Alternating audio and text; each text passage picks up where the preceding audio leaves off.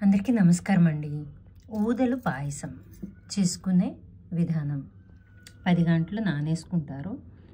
8 నుంచి 10 గంటలు ఊదలు నానేస్తాము. నానేసిన తర్వాత పాలల్లో మరగబెట్టుకొని మరో 8 గంటల తర్వాత తింటే సరిపోతుంది. అయితే ఉత్తి పాల్లోనే నేను ఉడకపెట్టుకున్నా, ఏమీ కలపలేదు. 1 స్పూన్ ఉంటుంది కదా హనీ కలిప, అంతే. ఈ హనీ కలిపితే తయారు. డిన్నర్కి ఇగోటి ఈ కందికాయలు తిన్నా, ఒక జొన్న పొట్టు తిని ఉంటాను, ప్లస్ ఈ ఊదల పాయసం. నా డిన్నర్ అయిపోయింది. సరేనా? మాత్రం మధ్యాహ్నము ఈరోజు జ్యూస్కి బదులుగా నేను తీసుకున్నది గంజి, పుల్లటి మజ్జిగ మరియు దుంప ఒడియాలు 2. అంతేనండి.